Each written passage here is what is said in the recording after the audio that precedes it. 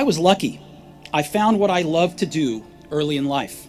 Woz and I started Apple in my parents' garage when I was 20. We worked hard, and in 10 years, Apple had grown from just the two of us in a garage into a $2 billion company with over 4,000 employees. We just released our finest creation, the Macintosh, a year earlier, and I just turned 30. And then I got fired. How can you get fired from a company you started? Well, as Apple grew, we hired someone who I thought was very talented to run the company with me. And for the first year or so, things went well. But then our visions of the future began to diverge, and eventually we had a falling out. When we did, our board of directors sided with him. And so at 30, I was out, and very publicly out. I was a very public failure, and I even thought about running away from the valley. But something slowly began to dawn on me. I still loved what I did. The turn of events at Apple had not changed that one bit. I'd been rejected, but I was still in love. And so I decided to start over. I didn't see it then, but it turned out that getting fired from Apple was the best thing that could have ever happened to me. The heaviness of being successful was replaced by the lightness of being a beginner again, less sure about everything. It freed me to enter one of the most creative periods of my life. During the next 5 years, I started a company named Next, another company named Pixar, and fell in love with an amazing woman who would become my wife.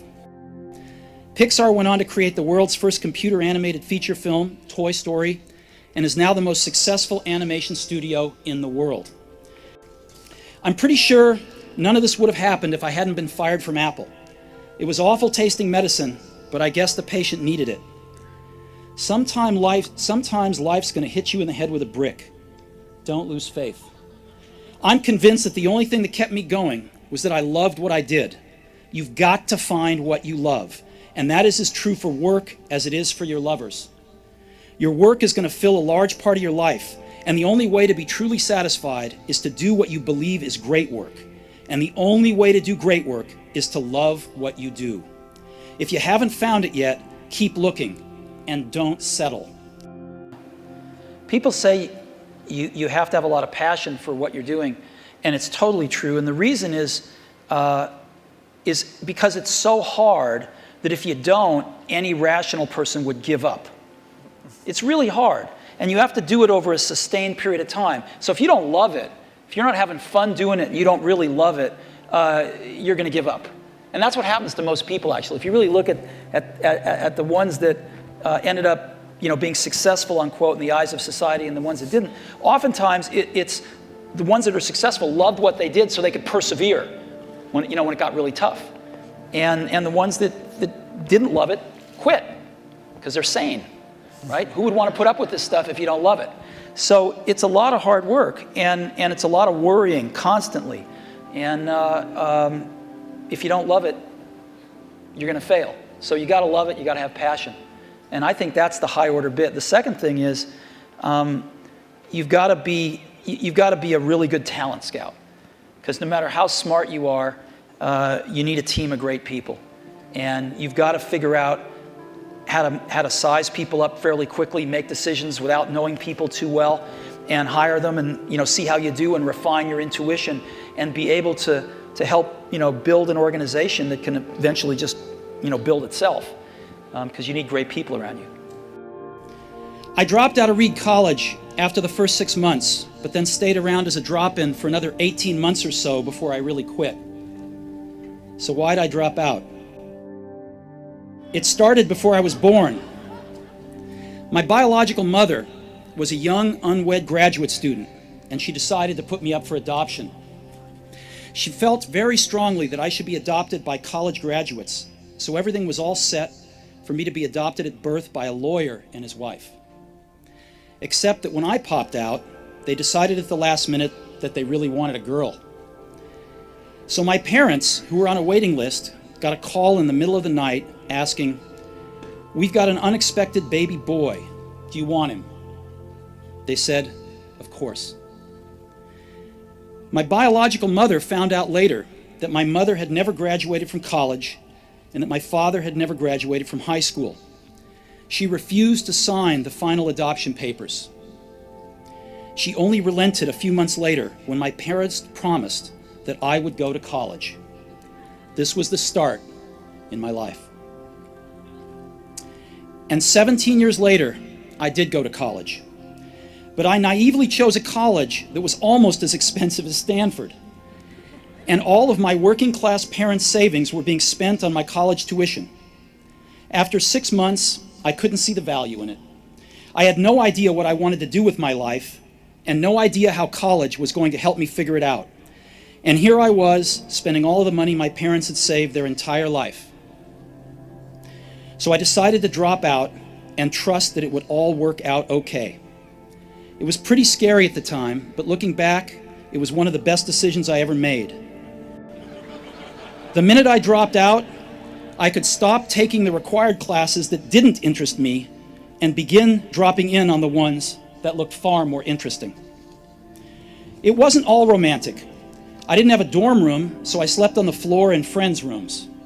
I returned Coke bottles for the 5-cent deposits to buy food with. And I would walk the 7 miles across town every Sunday night to get one good meal a week at the Hare Krishna temple. I loved it. If I had never dropped out, I would have never dropped in on that calligraphy class, and personal computers might not have the wonderful typography that they do. Of course, it was impossible to connect the dots looking forward when I was in college, but it was very, very clear looking backwards 10 years later. Again, you can't connect the dots looking forward. You can only connect them looking backwards. So you have to trust that the dots will somehow connect in your future. You have to trust in something, your gut, destiny, life, karma, whatever. Because believing that the dots will connect down the road will give you the confidence to follow your heart, even when it leads you off the well-worn path, and that will make all the difference. When I was 17, I read a quote that went something like, "If you live each day as if it was your last, someday you'll most certainly be right." It made an impression on me, and since then, for the past 33 years, I've looked in the mirror every morning and asked myself, if today were the last day of my life, would I want to do what I am about to do today? And whenever the answer has been no for too many days in a row, I know I need to change something. Remembering that I'll be dead soon is the most important tool I've ever encountered to help me make the big choices in life. Because almost everything, all external expectations, all pride, all fear of embarrassment or failure, these things just fall away in the face of death, leaving only what is truly important. Remembering that you are going to die is the best way I know to avoid the trap of thinking you have something to lose.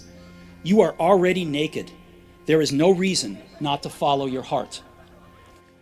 No one wants to die. Even people who want to go to heaven don't want to die to get there. And yet, death is the destination we all share. No one has ever escaped it. And that is as it should be, because death is very likely the single best invention of life. It's life's change agent. It clears out the old to make way for the new. Right now, the new is you. But someday, not too long from now, you will gradually become the old and be cleared away. Sorry to be so dramatic, but it's quite true.